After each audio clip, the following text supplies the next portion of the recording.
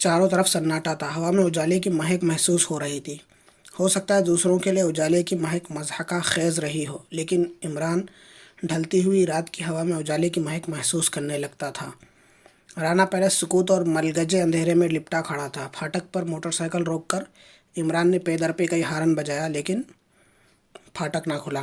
Motorcycle खड़ी करके वो फाटक की तरफ बढ़ा और करीब पहुंचकर चंद मिनट दम साधे खड़ा रहा। फिर फाटक को धक्का दिया, जो बआसानी खुलता चला गया। कंपाउंड में सन्नाटा था, लेकिन इमारत की खिड़कियों के शीशे रोशन नज़र आ रहे थे। वो आगे बढ़ता चला गया। आखिर चौकीदार कहाँ गायब हो गए, वो सोच रहा था। क्या ये धावा ऐसा ही था कि उन्होंने खून से भी दरीग ना किया? कैसा अजीब सन्नाटा है। और फिर उसकी छठी हंस बेदार हो गई। कोई कानों में चीख चीख कर कह रहा था, आगे मत बढ़ो, आगे मत बढ़ो। वो रुक गया। दफातन किसी ने उसे पीछे से धक्का दिया और वो संभलने की कोशिश के बावजूद भी मुंह के बल नीचे चला आया। फिर ऐसा महसूस हुआ जैसे कोई चीज़ जिस्म से लिपट गई हो। फिर वो उस चीज़ में लिपटा हुआ घसीटने लगा। शायद ये जाल था। घसीटता रहा, हत्ता के बरामदे के जीनों पर भी इसी तरह घसीटना पड़ा, और अगर अंदाजे की ज़रा सी भी गलती हुई होती तो किसी जीने से टकरा कर उसका सर पाश पाश हो गया होता। फिर ड्राइंग रूम की रोशनी ही में वो देख सका कि उस जाल को कोई आदमी घसीटते हुए अंदर लाए थे। इसे उठाओ, एक जानी पहचानी सी आवाज़ कानों में गूंजी, जिसे वो इस दौरान में एक आध बार पहले भी सुन चुका था। उन्होंने उसे निकालकर सीधा खड़ा कर दिया और इमरान इस तरह पलके झपकाने लगा जैसे सोते से जागा हो। और फिर उसके जहन को झटका सा लगा। सामने एक जानी पहचानी सी सूरत नज़र आई। ये एक दुबला पतला लंबा सा चीनी था। इमरान ने बौखलाकर अपनी आंखें मली और इस तरह उसे घूरने लगा जैसे बसारत पर यकीन ना हो। क्या मैं ख्वाब देख रहा हूँ? उसने भर्राई हुई आवाज़ में कहा। तुम भूत हो। चीनी शरारत आमेज़ अंदाज में मुस्कुराया, लेकिन कुछ बोला नहीं। बोलो, तुम बोलते क्यों नहीं? इमरान ने फिर कहा। तुम गलत नहीं समझे भतीजे, चीनी ने मुस्कुरा कर कहा। संगी आसानी से मर जाने के लिए पैदा नहीं हुआ। बड़ी खुशी हुई। इमरान मुसाफा करने के लिए झपटा। खबरदार, जहाँ हो वहीं ठहरो, संगी के साथियों में से एक ने कहा। उसके हाथ में आशारिया 4-5 का रिवाल्वर था। क्यों चचा? इमरान ने शिकायत आमेज़ लहजे में कहा। अब इतने दिनों बाद मिले हो तो क्या बगलगीर भी ना होने दोगे? हो सकता है तुम असलन हरामी ना हो, लेकिन मानवी एतबार से मैं तुम्हें खुद से कम हरामी नहीं समझता। मैं तुम्हें देखकर खुश भी हूँ और मुतहय्यर भी, इमरान ने कहा। हाँ, आमतौर पर यही समझा जाता है कि मैं तारीक वादी में शोलों में भस्म हो गया था, लेकिन किसे मालूम कि उस आग उगलते हुए गार में छलांग लगाते वक्त मेरे जिस्म पर फायर प्रूफ लिबास था और चेहरे पर गैस मास्क। ओहो, समझा। तो अब तुम ज़ीरो लैंड के लिए काम कर रहे हो। मैं सिर्फ अपने लिए काम करने का कायल हूँ, वो बाईं आंख दबाकर बोला। जाहिर है कि तुम उन्हीं लोगों के हत्थे चढ़े होगे। फिर उससे क्या? एक बहुत बड़ा धोखा ही मेरी तख्लीक का बास बना था। धोखा मेरी सरश्त में है। मैं किसी को भी निहायत आसानी से धोखा दे सकता हूँ। ज़ीरो लैंड कहाँ है? जवाब में संगी ने जो कुछ भी कहा उससे उसकी माँ की रूह ज़रूर शर्मिंदा हुई होगी। और इमरान हंसकर बोला था, नामुमकिन। बकवास बंद करो। कर्बी फोस्टर कहाँ है? वो भी वहीं होगा जहाँ ज़ीरो लैंड है, इमरान ने मुस्कुरा कर कहा। मैं तुम्हारी बोटियाँ उड़ा दूंगा, समझे? बहुत दिनों से मुझे जानते हो, इमरान उसकी आंखों में देखता हुआ बोला। संगी उसे घूरता रहा। फिर अपने आदमियों से बोला, तुम लोग बाहर जाओ। लेकिन वो जिसने रिवाल्वर संभाल रखा था वहीं जमा रहा। तुम भी जाओ, संगी ने उससे कहा। उसके जाने के बाद उसने इमरान से कहा, बैठ जाओ। भला ये कैसे मुमकिन था कि चचा खड़ा रहे और भतीजा बैठ जाए? संगी चचा और भतीजे दोनों को गालियाँ देता हुआ बैठ गया। इमरान इस्तेफामिया अंदाज में उसकी तरफ देखता रहा। तुम अभी तक अपनी हरकतों से बाज नहीं आए, संगी ने कहा। हर मामले में टांग उड़ाने से तुम्हें क्या फ़ायदा? मेरी एक दोस्त भी नथी हो गई है इस मामले में। वो स्विस लड़की। हाँ। क्या वो उस पर कत्ल का इल्ज़ाम आयद कर रहे हैं? मैं नहीं जानता, लेकिन पुलिस उसे भी परेशान कर रही है। मैं क्या कर सकता था, जबकि वो खुद ही इस खेल में आ कूदी थी? किस खेल में? मैं काउचिन की गाड़ी में लाश रखना चाहता था। क्यों रखना चाहते थे? तुम्हें उससे क्या सरोकार? मैं पूछ रहा था कि कर्बी फोस्टर कहाँ है। मैं किसी कर्बी फोस्टर को नहीं जानता हूँ। इमरान, मैं बहुत बुरी तरह पेश आऊँगा। मुझे सोचने दो। इमरान खामोश हो गया। थोड़ी देर तक कुछ सोचने की एक्टिंग करता रहा, फिर बोला, अरे यहाँ के लोगों का क्या बना? सब खैरियत से हैं, सिर्फ वो नेगरो बहुत मुश्किल से काबू में आया था। वो कहाँ है? तहखाने में। ओह, तो उस बूढ़े ने तुम्हें सब कुछ बता दिया, हत्ता कि ये भी कि वो तुम्हें कर्बी फोस्टर के मुतालिक भी बता चुका है। हूँ। इमरान ने तवील सांस लिया और उसकी आंखों में देखता रहा। मैं अभी तक खिलाता रहा हूँ, लेकिन अब तशद्दुद पर उतर आऊँगा, समझे? सिंघी ने गुस्सीली आवाज़ में कहा। इमरान उसकी आंखों में देखता हुआ मुस्कुराता रहा।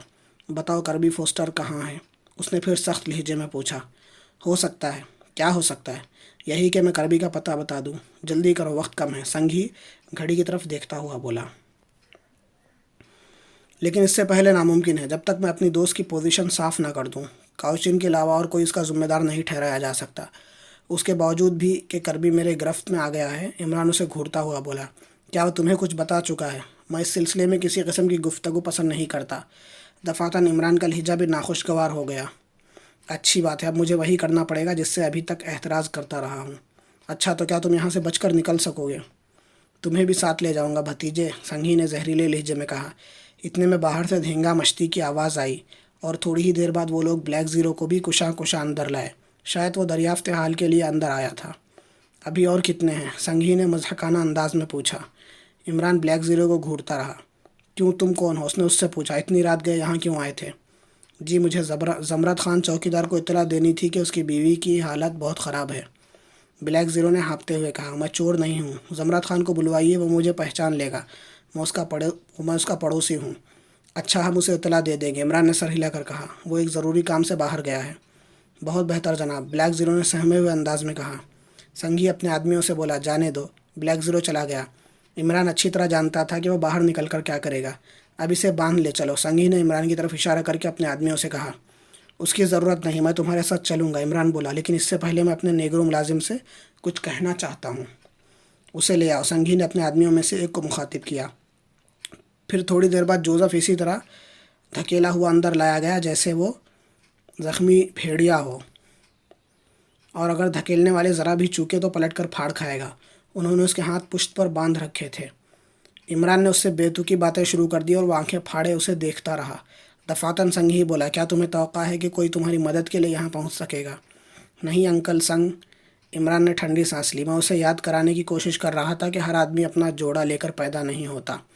دفعتاً باہر سے فائر کی آوازیں آئی اور کسی نے مائکرو فون پر چیخ کر کہا، عمارت گھیرے میں لی جا چکی ہے، اگر کسی نے بھی کوئی غلط قدم اٹھایا تو جسم چھلنی ہو کر رہ جائے گا۔ سنگھی عمران کی طرف دیکھ کر مسکرایا اور بولا، اچھا، تو وہ تمہارا ہی کوئی آدمی تھا۔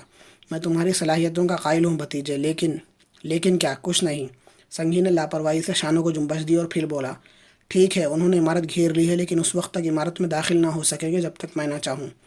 اس نے اپنے آدمی کے ہاتھ سے ریوالور لیتے ہوئے داخلے کے دروازے کی طرف دیکھا، پھر عمران سے بولا، تم بھی اسی طرح ختم کیے جا سکتے تھے جیسے فوہی اور نشیکا کا باڈی گارڈ موت کے آغوش میں جا سوئے تھے۔ مجھے اعتراف ہے کہ وہ بیچارے کیوں مارے گئے، ان کے ذریعہ تم کربی فوسٹر تک جا پہنچتے۔ سنگھی متفکرانہ لہجے میں بولا، ریٹا کی حماقت سے کھیل بگڑ گیا۔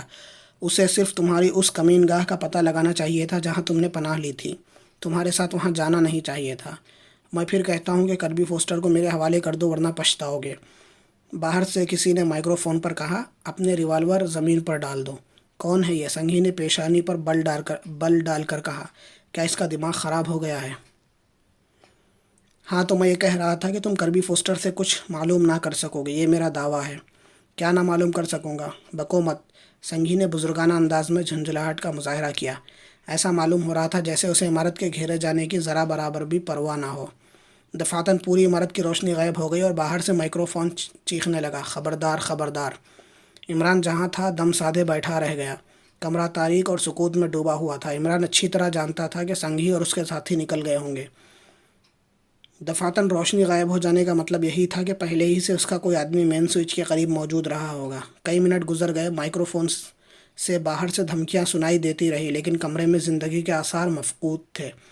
عمران نے جوزف کو آواز دی، بھرائی ہوئی آواز میں جواب بھی مل گیا، لیکن کوئی تیسری آواز نہ سنائی دی۔ مائکرو فون سے اب بھی دھمکیاں نشر ہو رہی تھی۔ عمران سمجھ گیا کہ بلیک زیرو تنہا ہے اور اپنی ریڈیو کار کا مائک استعمال کر رہا ہے۔ عمران اٹھا اور ٹٹولتا ہوا داخلے کے دروازے تک آیا۔ وہ سوچ رہا تھا کہ کچھ بھی ہو، بلیک زیرو نے عقل مندی سے کام لیا ہے۔ سنگھی اور اس کے ساتھی کسی بڑے خطرے کے مغالطے میں پڑ کر بھاگ نکلے تھے۔ برآمدے میں پہنچ کر وہ پھر رک گیا۔ باہر کافی اجالا تھا، لیکن اتنا زیادہ بھی نہیں کہ مہندی کی باڑھوں کے اوٹ میں چھپ چھپا کر چلنے والے واضح طور پر نظر آ سکتے۔ ایک بار مائکرو فون خاموش ہوا ہی تھا کہ عمران نے چیخ کر کہا، اب ختم بھی کرو یہ حماقت۔ کیوں، کیا ہوا؟ مائکرو فون سے آواز آئی۔ یہاں آؤ، عمران نے بلند آواز میں کہا۔ بلیک زیرو کی ریڈیو کار فراٹے بھرتی ہوئی پورچ میں آ رکی۔ وہ نکل گئے۔ عمران نے کہا، جا کر مین سوئچ آن کرو، ان کا کوئی آدمی پہلے سے وہاں موجود تھا۔ بلیک زیرو گاڑی سے اتر کر عمارت میں داخل ہو گیا اور تھوڑی دیر بعد کھڑکیوں میں روشنی نظر آنے لگی۔ عمران اندر گیا۔ جوزف فرش پر اوندھا پڑا دانت پیس رہا تھا۔ بلیک زیرو نے اس کے ہاتھ کھولے اور وہ غراتا ہوا اٹھ بیٹھا۔ باس، انہوں نے بے خبری میں پیچھے سے حملہ کیا تھا۔ کوئی بات نہیں، عمران نے کہا، اب جا کر سو جاؤ۔ وہ کون تھا باس؟ مجھے بتاؤ۔ میں کہہ رہا ہوں سو جاؤ جا کر۔ جوزف چپ چاپ چلا گیا۔ عمران خاموش کھڑا کچھ سوچتا رہا۔ دفعتاً فون کی گھنٹی بجی اور اس نے ریسیور اٹھا لیا۔ اس کی ہیلو پر دوسری طرف سے آواز آئی، مظلوم چچا، تمہارا وہ آدمی جو کربی فوسٹر کے بنگلے کی نگرانی کر رہا تھا، چار دیواری کے ساتھ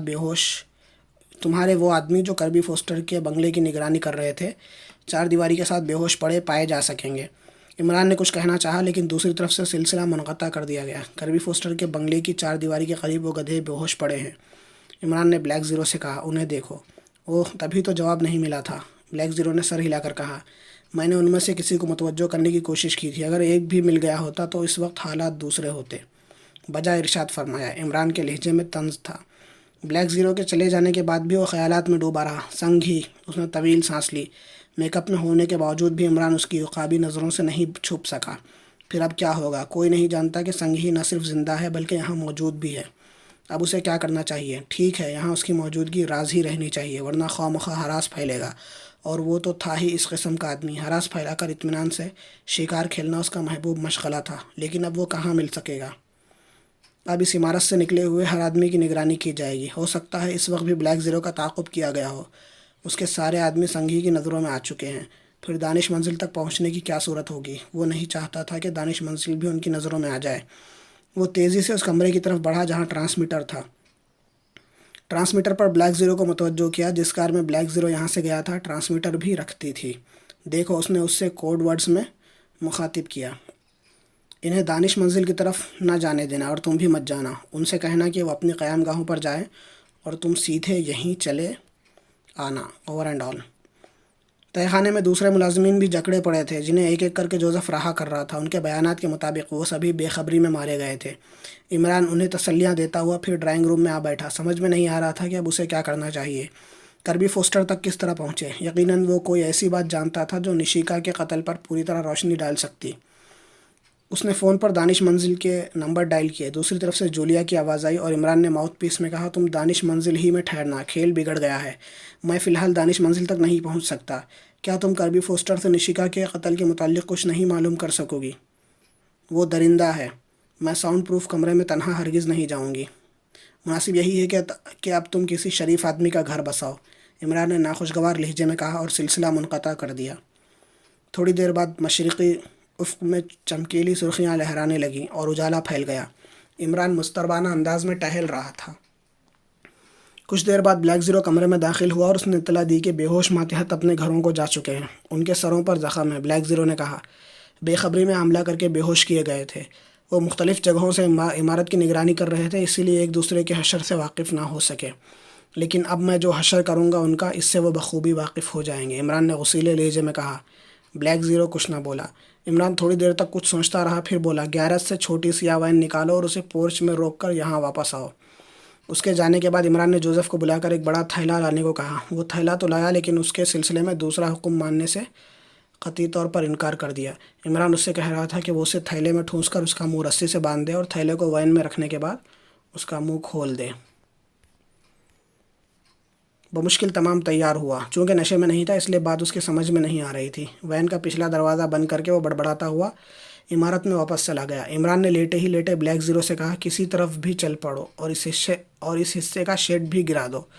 بلیک زیرو نے شیڈ گرا دیا اور کار فراٹے بھرتی ہوئی کمپاؤنڈ سے باہر نکل گئی۔ عمران تھیلے سے باہر نکل چکا تھا۔ پچھلے دروازے کے قفل کے سوراخ سے داہنی آنکھ جا لگی۔ اجالا پھیل گیا تھا لیکن ابھی کڑنیں نہیں پھوٹی تھی۔ سڑکوں پر ٹریفک کی زیادتی بھی نہیں تھی۔ غالباً بلیک زیرو اس بھاگ دوڑ کا مطلب سمجھ گیا تھا، اس لیے گاڑی زیادہ تر ایسی ہی سڑکوں پر دوڑ رہی تھی جن پر ٹریفک کی زیادتی نہیں رہتی۔ کئی بار تو اس نے بالکل سنسان گلیوں میں گاڑی موڑی تھی اور عمران کا اندازہ قطعی درست نکلا تھا۔ ایک موٹر سائیکل برابر ان کا تعاقب کرتی رہی تھی۔ عمران نے مڑ کر ڈرائیور کی سیٹ کی طرف والا شیڈ تھوڑا سا اٹھایا اور بلیک زیرو سے بولا، اب گاڑی ویرانے کی طرف نکال لے چلو۔ موٹر سائیکل برابر تعاقب کرتی رہی۔ عمران کو یقین ہو گیا تھا کہ اس موٹر سائیکل کے علاوہ اور کوئی دوسری گاڑی ان کا تعاقب نہیں کر رہی ہے۔ وین شہری آبادی سے بہت دور نکل آئی تھی اور اب دھوپ بھی پھیلنے لگی تھی۔ دفعتاً عمران نے مڑ کر بلیک زیرو سے کہا، اب گاڑی روک کر نیچے اترو اور اس طرح بونٹ اٹھا کر جھک پڑو جیسے انجن میں کوئی خرابی واقع ہو گئی ہو۔ بلیک زیرو نے بغیر حیل و حجت تعمیل کی۔ دوسرے ہی لمحے میں موٹر سائیکل بھی ٹھیک اس کے پاس آ کر رک گئی۔ کیا میں کوئی مدد کر سکتا ہوں؟ موٹر سائیکل سوار نے بلیک زیرو سے کہا۔ یہ ایک وجیہہ نوجوان تھا، صورت اچھی تھی اور اس نے شکاریوں کا سا لباس پہن رکھا تھا۔ کاندھے سے ایک 2 نالی بندوق بھی لٹک رہی تھی۔ آپ کیا کر سکیں گے؟ بلیک زیرو نے مایوسانہ لہجے میں پوچھا۔ شاید کچھ کر سکوں، ریڈیو میکینک ہوں۔ او شکریہ، بلیک زیرو خوش ہو کر بولا۔ اتنے میں عمران پچھلا دروازہ کھول کر وین سے نیچے اتر چکا تھا۔ پھر موٹر سائیکل سوار کی کنپٹی پر ایک ایسا ہی جچا تلا ہاتھ پڑا کہ وہ کسی قسم کی آواز نکالے بغیر ڈھیر ہو گیا۔ بلیک زیرو نے اسے دوبارہ اٹھتے نہیں دیکھا۔ وہ بے ہوش ہو چکا تھا۔ پھر ان دونوں نے اسے اٹھا کر وین کے پچھلے حصے میں ڈال دیا۔ عمران نے بلیک زیرو سے کہا وہ اسے رانا پیلس لے جائے اور خود اس کی موٹر سائیکل سنبھال لی۔ پیٹرول کی پوزیشن معلوم کر لینے کے بعد وہ دانش منزل کی طرف چل پڑا۔ ایسے راستے اختیار کیے کہ کسی سے مٹ بھیڑ ہو جانے کے امکانات نہ رہیں۔ ویسے وہ اب بھی موٹر ڈرائیور ہی کے میک اپ میں تھا۔ دانش منزل پہنچ کر معلوم ہوا کہ جولیا بے خبر سو رہی ہے۔ وہ ساؤنڈ پروف کمرے میں آیا۔ کربی فوسٹر بھی بیٹھا اونگ رہا تھا۔ عمران کو دیکھ کر کسی خونخوار درندے کی طرح اس کی طرف جھپٹا۔ عمران نے دونوں ہاتھ جوڑ کر مکے بنائے اور اس کے سینے پر رسید کر دیے۔ وہ لڑکھڑاتا ہوا پیچھے ہٹا۔ ہوش میں آؤ دوست، اس نے زہریلے لہجے میں کہا۔ اگر تم نے اب بھی زبان نہ کھولی تو ہم تمہیں اس طرح پالنے سے رہے، تمہیں چھوڑ بھی نہ سکیں گے۔ تم سے پیچھا چھڑانے کا بس یہی طریقہ ہوگا کہ ختم کر کے یہیں دفن کر دیں۔ کربی فوسٹر خاموشی سے ہانپتا اور اسے گھورتا رہا۔ جلدی کرو، وقت کم ہے۔ تم کیا جاننا چاہتے ہو؟ یہی کہ تم نشیکا کے قتل کے بارے میں کیا جانتے ہو؟ تم کون ہو اور کیوں جاننا چاہتے ہو؟ اپنی حکومت کا نمائندہ، جو حکومت کی نیک نامی برقرار رکھنے کے لیے کام کرتا ہے۔ نشیکا کو خود اس کے شوہر آنربیل سفیر نے میری موجودگی میں قتل کیا تھا۔ تمہاری موجودگی میں؟ ہاں، وہ آنکھیں بند کر کے مسکرایا۔ دنیا کی ہر حسین عورت پر میرا حق ہے۔ دوسرے مجھ سے میرا یہ حق چھین لینا چاہتے ہیں۔ ہم دونوں اس وقت یکجا تھے۔ وہ کسی بھپرے ہوئے خبیث کی طرح کمرے میں گھس آیا تھا۔ اس کے ساتھ کچھ آدمی اور بھی تھے۔ اس نے بڑی بے دردی سے اپنی بیوی نشیکا کو ذبح کر دیا تھا۔ میں سمجھا تھا شاید میرا بھی یہی حشر ہوگا۔ شاید مجھے اس لیے قتل نہیں کیا گیا تھا کہ کچھ لوگ جانتے تھے کہ میں اس وقت کہاں ہوں۔ خود میرا سفیر جانتا تھا، کیونکہ میری ہی توسط سے وہ اس تک بھی پہنچنے والی تھی۔ آہ کیا عورت تھی، کتنی رحم دل۔ اس نے کبھی کسی خارش زدہ کتے کا بھی دل نہیں توڑا۔ ہاں تو پھر میں اسی کے آدمیوں کی نگرانی میں گھر پہنچا دیا گیا۔ مجھے دھمکی دی گئی کہ اگر میں نے گھر سے باہر قدم نکالا تو میں قتل کر دیا جاؤں گا۔ پھر تھوڑی ہی دیر بعد مجھے اپنے سفیر کا پیغام بھی ملا کہ میں خود کو اپنی کوٹھی تک محدود کر لوں۔ دوسرے دن باقاعدہ طور پر مجھے اپنے سفارت خانے سے اطلاع مل گئی کہ مجھے یہاں سے واپس جانا ہے۔ اوہ کیا عورت تھی، میں ساری زندگی اس کے لیے مغموم رہوں گا۔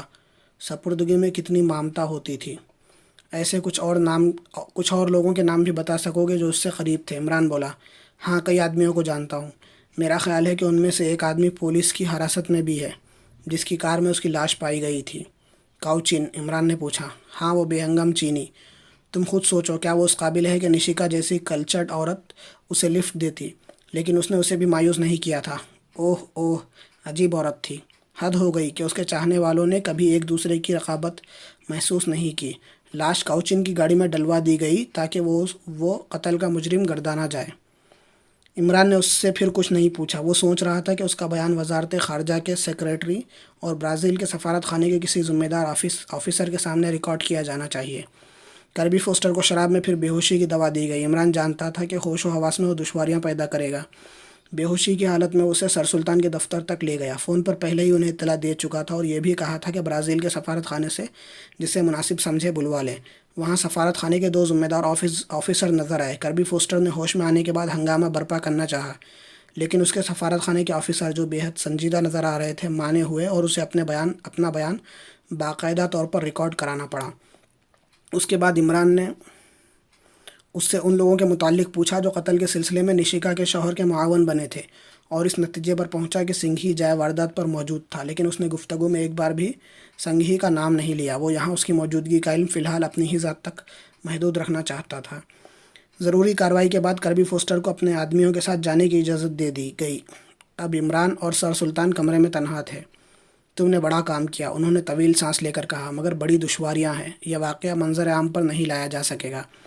میں سمجھتا ہوں، عمران سر ہلا کر بولا، لہٰذا اب اسے بھول جاؤ، اس کی رہائی کی بھی تدبیر ہو جائے گی اور بظاہر ہماری حکومت اصل قاتل کا پتہ لگانے میں ناکام ہو جائے گی۔ ٹھیک اسی وقت فون کی گھنٹی بجی۔ سر سلطان نے ریسیور اٹھایا اور پیشانی پر شکنے ڈالے سنتے رہے۔ کبھی کبھی ایسا معلوم ہوتا جیسے خود بھی کچھ کہنا چاہتے ہوں، لیکن پھر جلدی سے سر ہلاتے ہوئے ہاں ہاں کرنے لگتے۔ آخر کار وہ ریسیور رکھ کر عمران کی طرف مڑے۔ تم نے دیکھا، یہ نشیکا کا قاتل بول رہا تھا، اسے معلوم ہو چکا ہے کہ کربی فوسٹر یہاں تھا۔ وہ کہہ رہا تھا کہ اس معاملے کی پبلسٹی نہ کی جائے، بہت ہی رازدارانہ طور پر اس کی حکومت کو اطلاع دی جائے، ورنہ اگر اس کی حکومت میں اصل قاتل کی پبلسٹی ہو گئی تو ہو سکتا ہے کہ حکومت ہی بدل جائے۔ کیا سمجھے؟ اس کی حکومت بھی اصل قاتل کا نام ظاہر نہ ہونے دے گی۔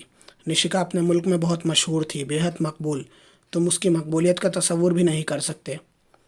مجھے ضرورت بھی کیا ہے تصور کرنے کی؟ عمران نے لاپرواہی سے شانوں کو جنبش دیتے ہوئے کہا۔ میں جانتا ہوں کہ حکومتوں سے سرزد ہونے والے جرام نہیں، حکمت عملی کہلاتے ہیں۔ جرم تو صرف وہ ہے جو انفرادی حیثیت سے کیا جائے۔ پھر وہ اٹھ گیا۔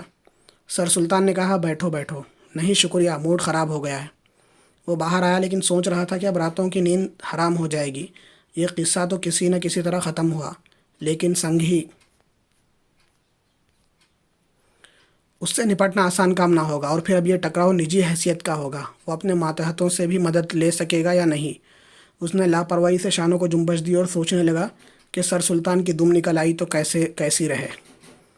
وہ رانا پیلس آیا۔ یہاں بلیک زیروس موٹر سائیکل سوار سمیت موجود تھا۔ عمران نے موٹر سائیکل اس کے حوالے کی اور اس کی غضبناکی کو نظر انداز کر کے بائیں آنکھ دباتا ہوا بولا، شوق سے پولیس اسٹیشن پر رپورٹ درج کرا دو۔ میرا نام علی عمران MSc DSc آکسن ہے۔ وہ اسے دھمکیاں دیتا ہوا چلا گیا۔ پھر کچھ دیر بعد فون کی گھنٹی بجی۔ عمران نے ریسیور اٹھایا اور دوسری طرف سے آواز آئی، اب بہت محتاط ہو کر گھر سے قدم باہر نکالنا۔ اس کی آواز بے حد خوفناک تھی۔ دوسری طرف سے سلسلہ منقطع ہو جانے کے بعد ہی عمران نے ریسیور رکھا اور سامنے والی دیوار کو آنکھ مار کر مسکرانے لگا۔ تیسرے دن اخبارات میں ایک خبر تھی جس کے مطابق کاؤچن بے گناہ ثابت ہوا تھا۔ کسی نے اسے پھنسانے کی کوشش کی تھی۔ ملک کے بہترین سراغ رساں بڑی سرگرمی سے قاتل کی تلاش میں تھے۔ سرکاری طور پر توقع ظاہر کی گئی تھی کہ عنقریب وہ کامیاب ہو جائیں گے۔ عمران نے خبر پڑھ کر مسکراتے ہوئے جولیا کو آنکھ ماری تھی اور جولیا پیپر ویٹ اٹھا کر اس پر چڑھ دوڑی تھی۔ اور پھر کچھ دیر بعد جولیا نے سنجیدگی سے پوچھا تھا، تم آج کل اتنے محتاط کیوں نظر آتے ہو؟ مقدرات، عمران ٹھنڈی سانس لے کر بولا، ایک بہت ہی خطرناک آدمی سے ٹکراؤ ہو گیا ہے۔ وہ کون ہے؟ تم بتاتے کیوں نہیں؟ جونک، کیا مطلب؟ اسے قریب سے جاننے والے اسی نام سے یاد کرتے ہیں، عمران بولا۔ وہ تفریحاً بڑے سے بڑے جرم کا مرتکب ہو جاتا ہے اور اس طرح شہر کی سڑکوں پر آزادانہ پھرتا ہے جیسے اسے کسی کی بھی پرواہ نہ ہو۔ کیا یہاں ایسا کوئی آدمی موجود ہے؟ عمران نے کچھ سوچتے ہوئے سر کو اس بات میں جنبش دی۔ تھوڑی دیر خاموش رہا، پھر بولا، وہ مجھے بہت آسانی سے قتل کرا سکتا تھا، لیکن میرے احساس بے بسی سے محفوظ ہونے کے لیے ایسا نہیں کیا۔ اوہ، پھر کیا ہوا؟ وہ اس کی آنکھوں میں دیکھتی ہوئی مسکرائی۔ وہ کامیاب کب ہوا تھا؟ تم کتنی آسانی سے کربی فوسٹر کو نکال لائے تھے۔ مگر کیا ہوا؟ لا حاصل۔ وہ ہمارے کس کام آیا؟ میں یقین نہیں کر سکتی۔ میرا دعویٰ ہے کہ کوئی چیز چھپائی گئی ہے۔ مجھے یقین ہے کہ کربی فوسٹر نے اصل قاتل پر روشنی ڈالی تھی اور یہ اخبارات جھک مار رہے ہیں۔ کیوں؟ وہ آنکھیں نکال کر بولا، ایک سفارت خانے کا معاملہ تھا۔ جولیا نے بے اعتباری کے لہجے میں کہا۔ ارے تو میرے کان کیوں چاٹ رہی ہو؟ پوچھو اپنے چیف سے، میں تو کمیشن ایجنٹ ہوں۔ خیر یہی بتا دو، کیا اس دن کاؤچن دیدہ داستہ میرے پیچھے لگا تھا؟ نہیں، وہ تمہارے نام تک سے واقف نہیں تھا۔ اس دوران میں انہیں اس کی گاڑی میں لاش رکھنے کا موقع مل گیا تھا، اور وہ دوسرا چینی یاد ہے نا تمہیں؟ کیا خیال ہے اس کے متعلق؟ اتنا لمبا چینی میں نے آج تک نہیں دیکھا۔ جونک، اوہ تو کیا وہی تھا؟ جولیا نے حیرت سے کہا۔ وہی۔ تم اسے کب سے جانتے ہو؟ بہت دنوں سے۔ یہاں اس کی موجودگی کسی بہت بڑے ہنگامے کا پیش خیمہ بھی بن سکتی ہے۔ پھر اب تم کیا کرو گے؟ اردو ادب کا کوئی نامور نقاد بن کر جاسوسی ناول نویسوں کو گالیاں دیتا پھروں گا۔ چل پڑا چرخا، جولیا برا سا منہ بنا کر بولی۔ عمران چوئنگم کا پیکٹ پھاڑ رہا تھا۔